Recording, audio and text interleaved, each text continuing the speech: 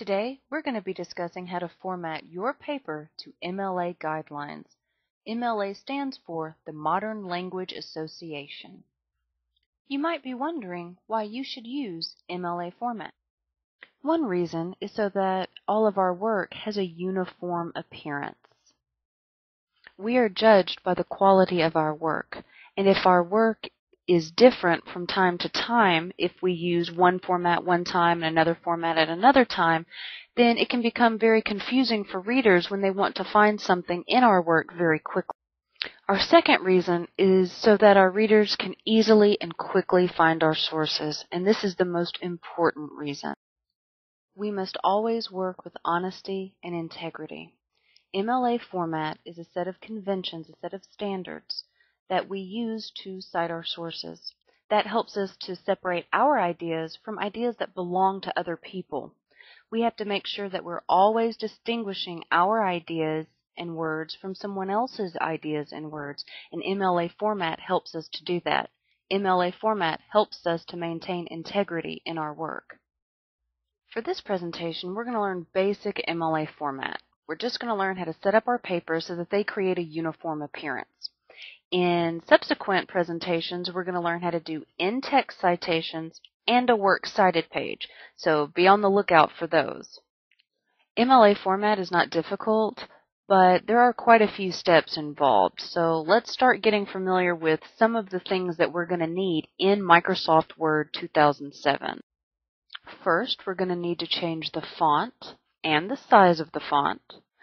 Then we're going to need to change some of the paragraphing settings.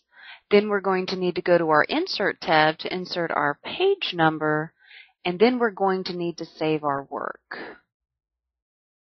First, look at the top of your screen where you probably see Calibri size 11 font. Calibri size 11 was the new default for Microsoft 2007. If you don't see that, don't worry about it because we want to change it anyway. We want to change it to Times New Roman.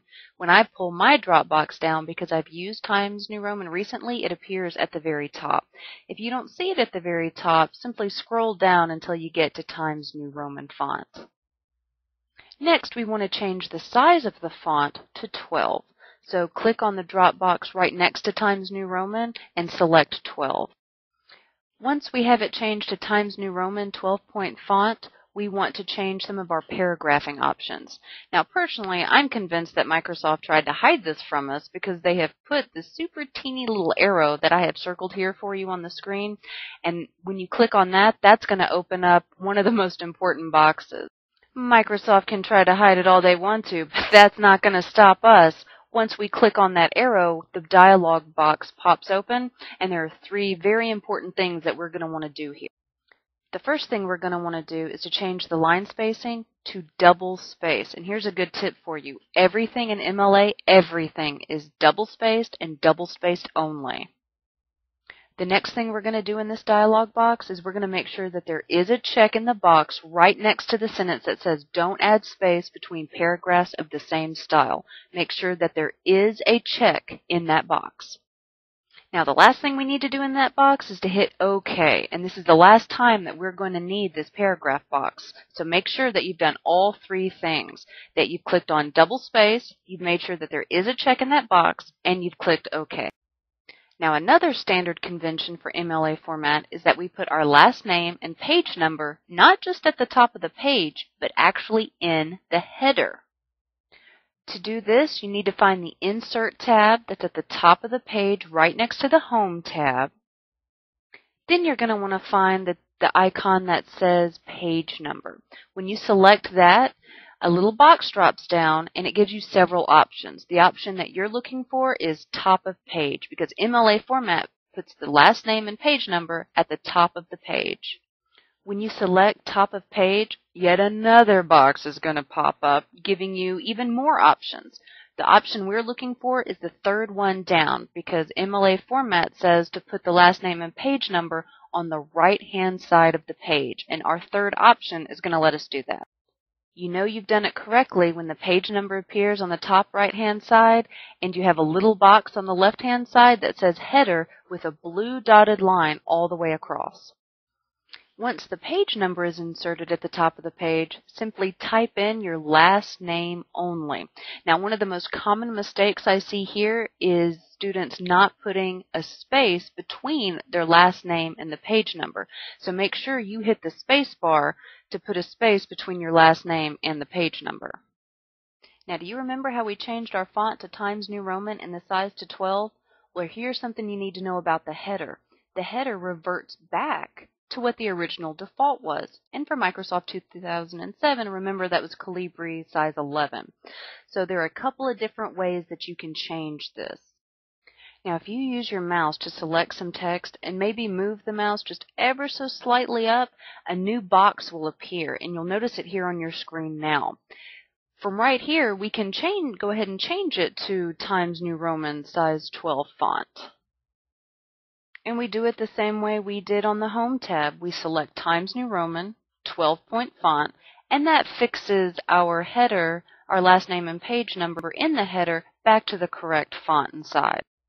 Now you might be thinking, is it really that big of a deal to change my last name and page number when they're already in the header to Times New Roman 12-point font? So I'll go ahead and tell you why details matter. These small things matter because it's the small details that will lend you credibility overall. Your audience will be asking themselves, if they weren't willing to change something that was so easy to change, an MLA format, while time-consuming and many different steps, is relatively easy. Your audience will think, well, if they weren't willing to change the little thing, what else is wrong with the paper? And that's the last thing you want your audience saying. You want everything dealing with MLA format to be absolutely correct so that that question will never occur to them. Now, if you can't get that little convenient box to pop back up, don't worry about it. Simply select your text, go back to the Home tab, and change it back to Times New Roman 12-point font the way we did the rest of our paper. To get yourself out of the header, simply double-click anywhere below the blue dotted line and the header will disappear with your last name and page number intact. And remember that you don't have to do anything else to your last name or page number as long as you put it in the header. When you go down to the second page and the third page and the fourth page, the numbers will change automatically, but your last name will stay the same.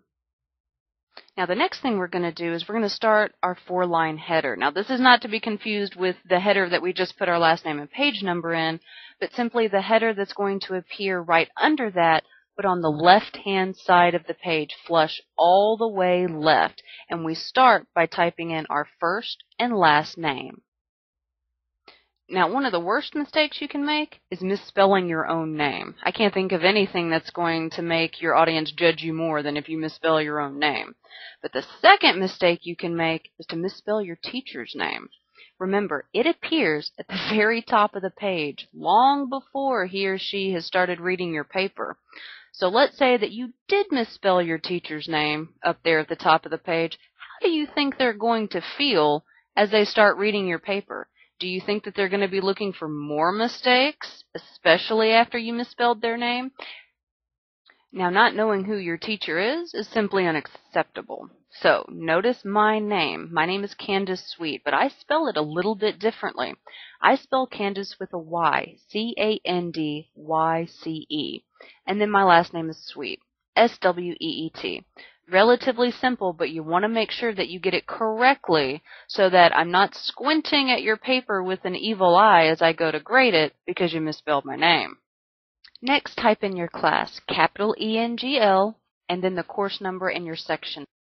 Next is the date. That'll be the day, the month, then the year with no commas at all. And remember that this is highly specific to MLA format. Next, you're going to want to use an original title, and you're going to want to make sure that it is centered exactly on the page.